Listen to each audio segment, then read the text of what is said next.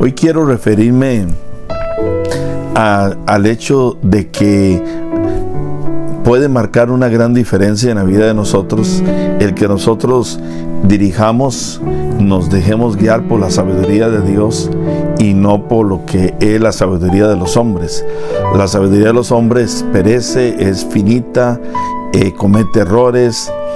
hierra en el blanco, mas la sabiduría de Dios es clara, es definida, es algo que nos va a llevar en luz, nos va a llevar en la bendición del Señor. Y en el libro de Proverbios capítulo 1 y verso 7 dice: el principio de la sabiduría es el temor a Jehová. Los insensatos desprecian la sabiduría y la enseñanza. Entonces está hablando aquí que la base de la sabiduría es el tener temor a Dios. Cuando habla la palabra de temor no se refiere a miedo, como tal vez algunos pueden estar pensando, sino la palabra temor en la Biblia se refiere a respeto. Es decir, dice que hay que respetar a Dios, habla también de honrar a Dios, y la palabra honra tiene que ver con darle a Dios el primer lugar, darle a Dios, diríamos, el lugar que Él merece. También temor tiene que ver con el hecho de la decisión de nosotros como seres humanos de obedecer a Dios, no tanto por causa de las consecuencias como se podría mirar a veces en el antiguo pacto, sino más bien porque le amamos y queremos hacer su voluntad. Entonces quiere decir que una persona que respeta a Dios, que lo honra, que le da prioridad a Dios, definitivamente está poniendo el fundamento para caminar bajo la sabiduría de Dios. El concepto de la sabiduría, como dije hace un rato, está la sabiduría del hombre y la sabiduría de Dios. La sabiduría del hombre la podemos aprender en un lugar de estudio, la podemos aprender a través de las experiencias de la vida, a través de la mentoría de otra persona.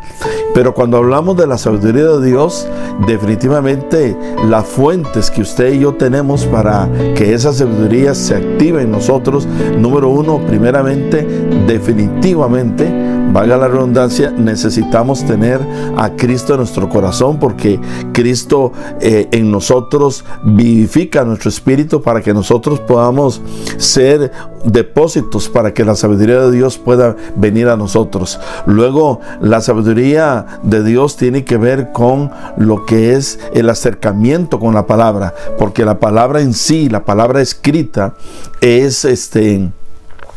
aquel cauce de los más importantes que nosotros tenemos para caminar en la sabiduría de Dios. Y luego definitivamente esa voz del Espíritu Santo interna que viene cada vez que nosotros podemos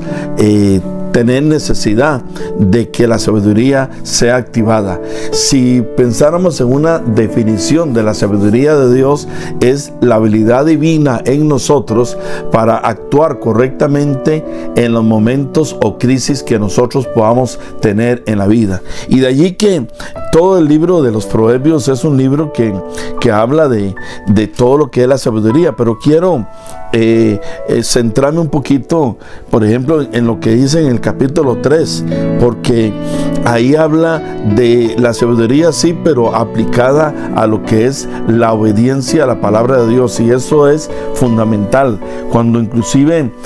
se piensa en la sabiduría, estamos hablando de confiar entonces en la sabiduría de Dios y no en la sabiduría de los hombres. Incluso cuando usted mira el billete del dólar acá en los Estados Unidos, se dará cuenta que dice: en Dios confiamos,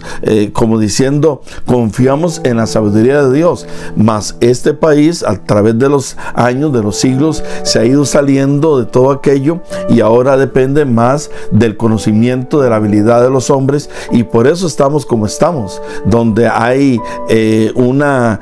yo diría un desembocar de una serie de cosas incorrectas en este país que lo está llevando casi que podríamos decir a una autodestrucción, porque no han echado mano realmente a la sabiduría de Dios. Y en Proverbios capítulo 3 y verso 1 dice: hijo, no te olvides de mi ley y tu corazón guarda mis mandamientos.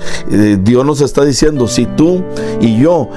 no nos olvidamos de la ley, de la palabra de Dios, si realmente guardamos los mandamientos de la palabra en nosotros y esa palabra nos permite caminar en la sabiduría de Dios, entonces Dios nos da varias promesas.